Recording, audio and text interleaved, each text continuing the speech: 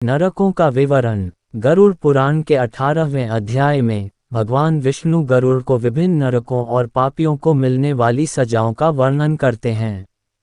यह अध्याय विशेष रूप से महत्वपूर्ण है क्योंकि यह जीवों को उनके कर्मों के अनुसार नरकों में मिलने वाली यातनाओं का विस्तृत विवरण प्रस्तुत करता है।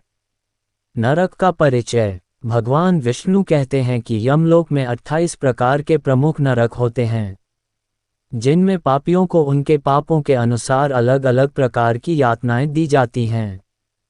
प्रत्येक नरक में अलग अलग प्रकार की भयानक पीड़ाएं और यातनाएं होती हैं, जो पापियों को उनके कुकर्मों के फलस्वरूप सहनी पड़ती हैं। प्रमुख नरक और उनकी यातनाएं। रौरव नरक। यहाँ उन पापियों को डाला जाता है जिन्होंने दूसरों को धोखा दिया है। उन्हें गर्म लोहे के बिस्तर पर लिटाकर दंडित किया जाता है। महारौरव नरक। इस नरक में उन लोगों को भेजा जाता है जिन्होंने निर्दोष प्राणियों की हत्या की है। यहाँ उन्हें उबलते तेल में डुबोकर सजा दी जाती है। तामिस्र नरक। यह नरक उन लोगों के लिए है जिन्होंने अपने परिवार के सदस्यों के साथ धोखा किया है। यहाँ उन्हें अंधकार में रखा जाता है और बार बार मारते हुए भयानक पीड़ा दी जाती है। अंधतामिस्र नरक। यहाँ उन पापियों को भेजा जाता है जिन्होंने अपने जीवन साथी के साथ छल किया है। उन्हें अंधेरे में धकेलकर उग्र जंतुओं द्वारा नोचा जाता है।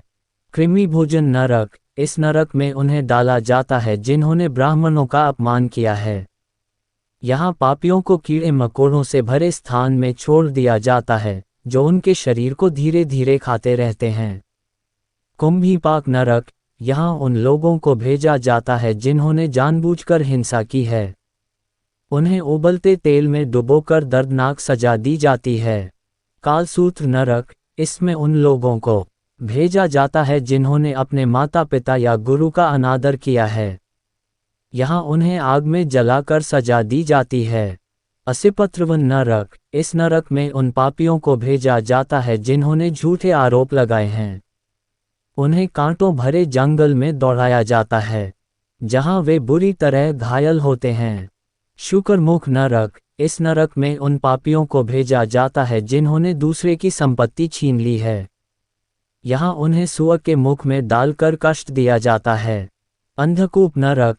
यहाँ उन लोगों को भेजा जाता है जिन्होंने अज्ञानता में अन्य लोगों को नुकसान पहुंचाया है। यहाँ उन्हें गहरे कुएं में छोड़ दिया जाता है जहाँ वे लगातार पीड़ा सहते रहते हैं। कृमिश। उन लोगों को डाला जाता है जिन्होंने छोटे जीवों को कष्ट पहुंचाया है। उन्हें कीड़े मकोड़ों द्वारा कष्ट दिया जाता है। संदंश। यहाँ उन पापियों को भेजा जाता है जिन्होंने लोगों को धोखा दिया है।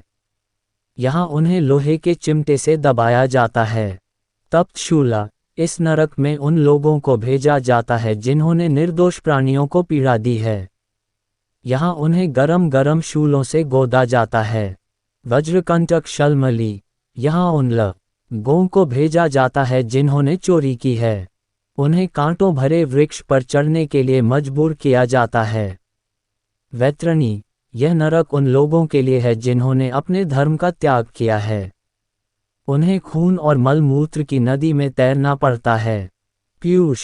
यहाँ उन लोगों को भेजा जाता है जिन्होंने झूठे वचन दिए हैं। उन्हें भयंकर भूख और प्यास की यातना सहनी पड़ती है। प्राणारोध। इस नरक में उन लोगों को भेजा जाता है जिन्होंने अपने कर्तव्यों का पालन नहीं किया है। उन्हें सांस रुकने तक कष्ट सहना पड़ता है। विशसन। यहाँ उन पापियों को भेजा जाता है जिन्होंने समाज में फूट डालने का कार्य किया है। उन्हें तेज धार वाले औजारों से काटा जाता है। लालभक्ष। इस नरक में उन लोगों को भेजा जाता है जिन्होंने रिश्वत ली है। यहाँ उन्हें लाल रंग के पदार्थ खाने के लिए मजबूर किया जाता है। सार्मयादन। यहाँ उन लोगों को भेजा जाता है जिन्होंने नशे का सेवन किया है। उन्हें कुत्तों द्वारा नोचा जाता है। अविची। इस नरक में उन लोगों को भेजा जाता है जिन्होंने दूसरों के धन का हरण किया है। उन्हें लगातार गिराया जाता है और फिर उठाया जाता है। अयहपान। यहाँ उन पापियों को भेजा जाता है जिन्होंने दूसरों को विष दिया है। उन्हें गर्म लोहे का पिघला हुआ पदार्थ पीने के लिए मजबूर किया जाता है। शाल्मली, इस नरक में उन लोगों को भेजा जाता है जिन्होंने झूठी गवाही दी है। उन्हें शाल्मली वृक्ष की तेज धार वाले कांटों पर चढ़ना पड़ता है। लोशनखू, यहाँ उन पापियों को भेजा जाता है जिन्होंने लोगों को अपमानित किया है। उन्हें लोहे के शंख में जलाया जाता है। रक्षोगण, इस नरक में उन लोगों को भेजा जाता है जिन्होंने देवताओं का अनादर किया है। उन्हें राक्षसों द्वारा यातनाएं दी जाती हैं। श्वभोजन, यहाँ उन पापियों को भेजा जाता है जिन्होंने कुत्तों को पीड़ा दी है। उन्हें भूखे कुत्तों द्वारा काटा जाता है। सूलप्रोत, इस नरक में उन लोगों को भेजा जाता है जिन्होंने निर्दोष प्राणियों को मारा है। उन्हें शूलों पर लटकाया जाता है। द्रुंश, यहाँ उन पापियों को भेजा जाता है जिन्होंने दूसरों के जीवन में कष्ट पहुँचाया है। उन्हें भयंकर पीड़ा सहनी पड़ती है।